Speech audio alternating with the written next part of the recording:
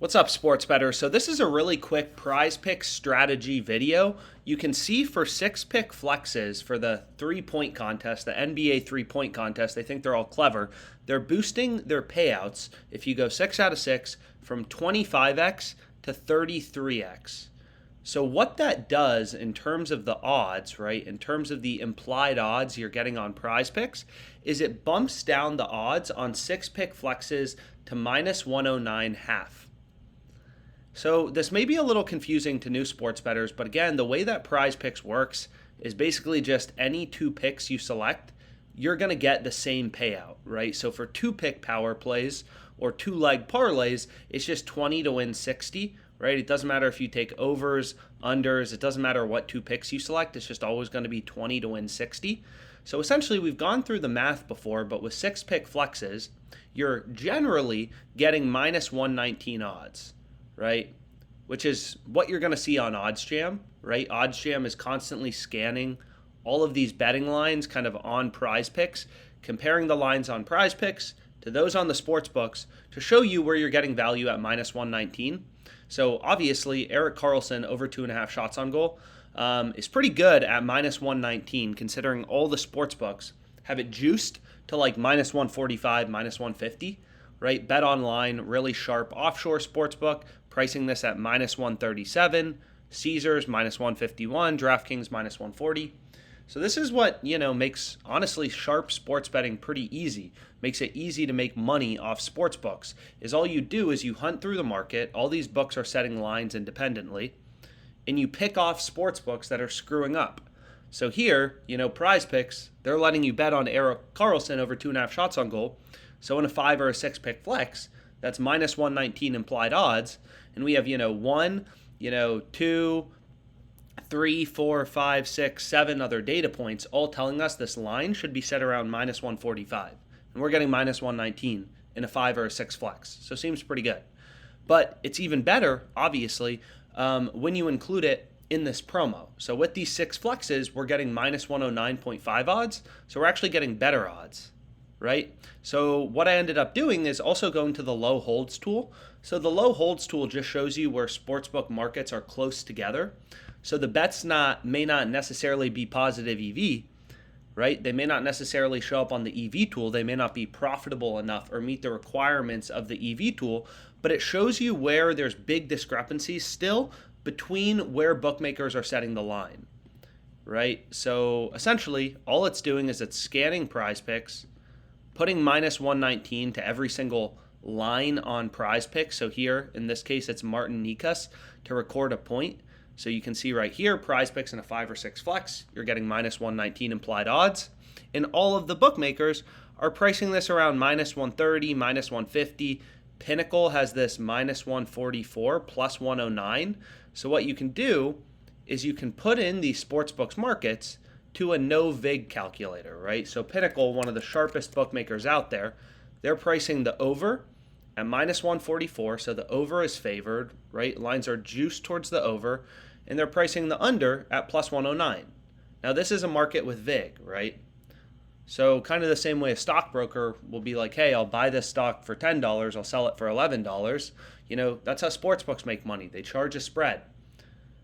It's not like you go to PrizePicks and they say, hey, you owe us $5 for placing your bet, right? The way PrizePicks makes money is through the juice, through the odds, the payouts they are giving you is how they're making money. And this is really important to understand.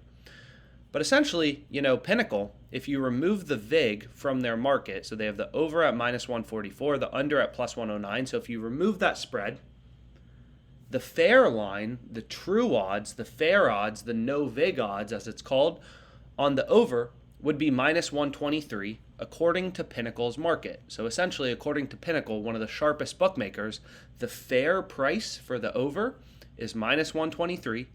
The fair price for the under is plus 123. Right here. That's the no Vig odds.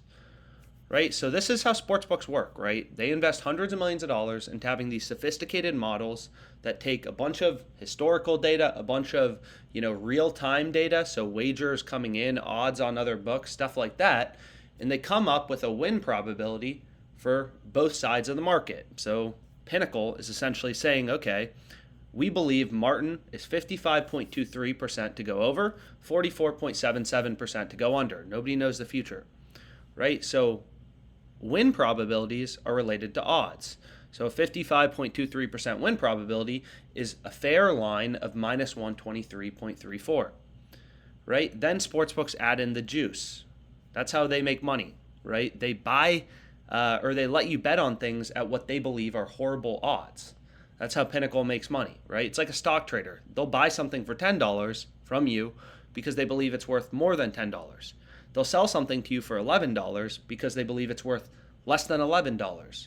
So sportsbooks are doing the same thing, right? They have their models which spit out win probabilities for bets, right, and fair odds, and then they juice their markets, right? They add in vig or juice into their markets to give you crappy odds, right, or what they believe are crappy odds.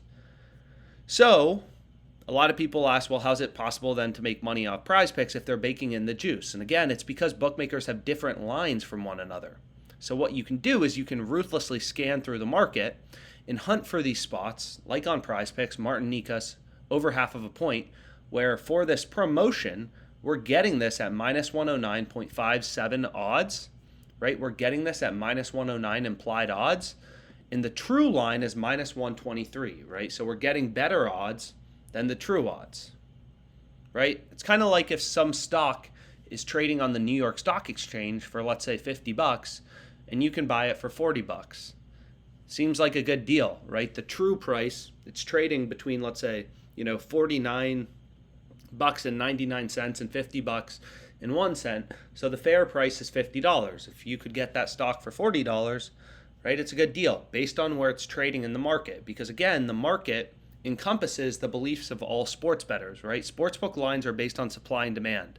If Martin Nikas should be more favored to have a point, all the sharps, right, all the sharp betting syndicates, the sports betting hedge funds, the really smart people with models, they already would have bet his lineup from minus 135 or minus 144 to minus 180, minus 200, right? Sportsbooks move around lines due to supply and demand.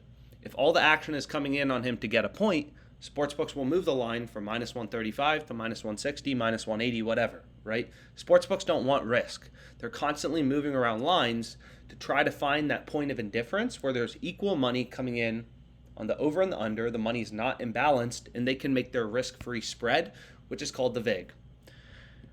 But anyways, so the first play I went with, long story short, is Martin Nikas to record a point. And again, this is a strategy video. The point isn't, for you to necessarily tail this bet.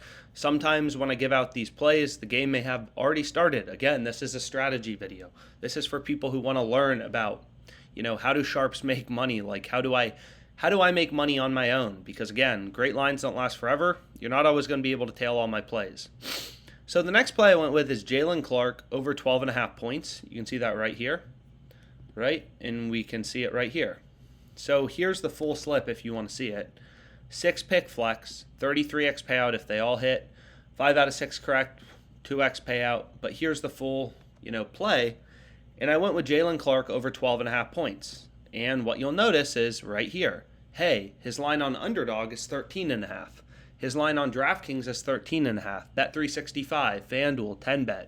So PrizePicks is a full point below the rest of the market, right? So PrizePicks has his line at 12.5. Everyone else has his line at 13.5.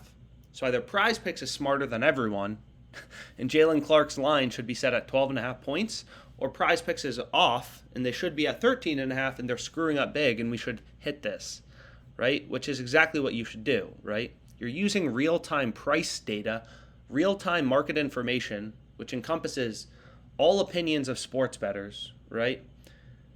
And you're picking off PrizePicks where they're soft, where they're screwing up. In this case, they're well below the market, so we want to hit the over, right? PrizePicks is below the market, so we want to hit the over.